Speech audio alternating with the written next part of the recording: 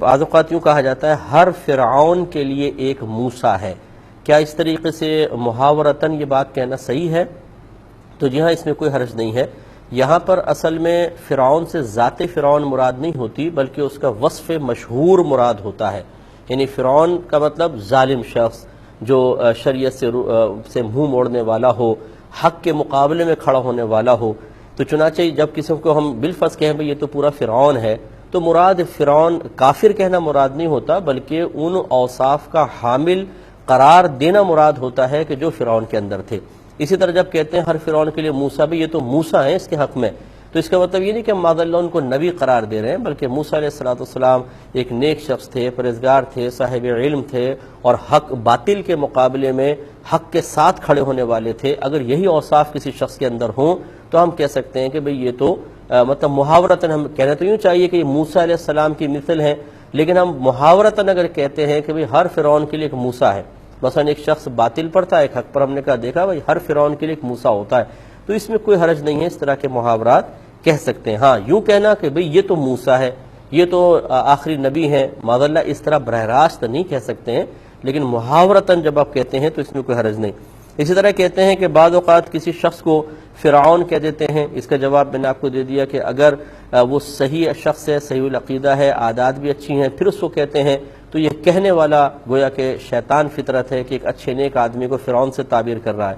اور اگر کوئی شخص ایسا ہے کہ جو باطل کے ساتھ کھڑا ہوتا ہے، ناحق کر رہا ہے، غلط قسم کے کام کر رہا ہے اور لوگوں پر ظلم و ستم کر رہا ہو، تو اسی وصف مشہور کا لحاظ کر کے کہا بھئی یہ تو پورا فرعون ہے، اور مراد یہ ہے کہ اس میں وہ تمام اوصاف ہیں جو فرعون کے اندر موجود تھے، جن کی وجہ سے اللہ تبارک و تعالیٰ نے قرآن عظیم میں اس کی سختی کے ساتھ مذمت فرمائی ہے، تو پھر کوئی حرج نہیں ہے، کہہ سکتے ہیں۔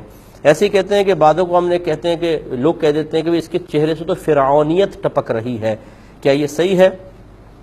دیکھیں، یہ اس شخص کے بارے میں کہا جاتا ہے کہ جو متکبر ہو، تکبر ہو، ٹیڑھا منہ کے ساتھ گفتگو کرتا ہو، کسی کو خاطر میں نہ لاتا ہو۔ یہی فرعون کا طریقہ تھا کہ اس نے اللہ تبارک و تعالیٰ کے مقابلے میں تکبر کیا، اللہ تعالیٰ کو حقیر سمجھا، اپنے آپ کو اللہ تبارک و تعالیٰ سے بھی بلند و بالا جانا۔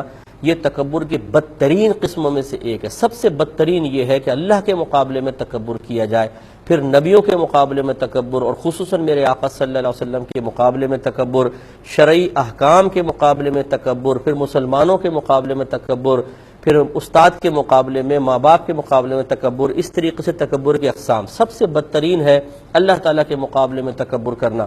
تو اگر کوئی شخص ایسا ہے جو اس طرح متکبر ہے، تو اس کے بارے میں وہی محاورتاً یہ جملہ کہا جاتا ہے کہ اس کے چہرے سے تو فرعونیت ٹپک رہی ہے، یعنی یہ پورا سر تاپا تکبر کے اندر غرق ہے، تو ایسا لگتا ہے جیسے فرعونیت ٹپک رہی ہے، تو اس میں کوئی حرج نہیں ہے، کہہ سکتے ہیں۔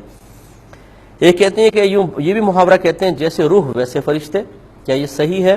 جی ہاں، اس محاورے کو حقیقت میں دیکھا جائے تو اس میں کوئی حرج نہیں ہے۔ جیسے روح ویسے فرشتے ہوتے ہیں، اگر کافر روح ہے اور بدمذہب کی روح ہے تو عذاب کے فرشتے آتے ہیں، اور اگر نیک مومن کی روح ہوتی ہے، مسلمان کی روح ہوتی ہے، تو اللہ تبارک و تعالیٰ کے رحمت کے فرشتے آتے ہیں۔ تو یہ محاورے میں کوئی حرج نہیں، جیسے روح ویسے فرشتہ۔ لیکن اب اس کو غلط کسی مقام پر، غلط محل پر اگر استعمال کریں گے تو وہ خاص سچویشن اگر آپ بتائیں گے تو پھر ہم بتا سکتے ہیں کہ یہاں یہ محاورہ کہنا چاہیے تھا کہ نہیں کہنا چاہیے تھا، اور اس کی کیا شرعی حیثیت ہے۔ ایسے ہی کہتے ہیں کہ بعض لوگ کہتے ہیں کہ اس کے تو فرشتے بھی نہیں جانتے، کیا یہ بات صحیح ہے؟ ایسا ہرگز نہ کہیں، بلکہ اس کو بعض نے بہت سخت اس پر حکم لکھا ہے، کیونکہ فرشتوں کو بہت سی معلومات ہوتی ہیں، ان کی طرف جہالت کی نسبت کرنا اس طرح قطعاً مناسب نہیں ہوتا۔ آپ کو پتہ ہے کہ کرامن کاتبین اللہ تبارک و تعالیٰ نے ہمارے لیفٹ اینڈ رائٹ سائڈ پر مقرر کر دیے ہیں، جو ہماری نیکی اور بدی لکھتے رہتے ہیں۔ آپ اور میں جو بھی افعال اور اعمال کر رہے ہوتے ہیں اس پر وہ اچھی طرح واقف ہوتے ہیں۔ ایسے اللہ تبارک و تعالیٰ نے ایک تو خاص فرشتہ ہے جو اللہ ہر بچے کے ساتھ پیدا کرتا ہے، ایک شیطان اور ایک فرشتہ۔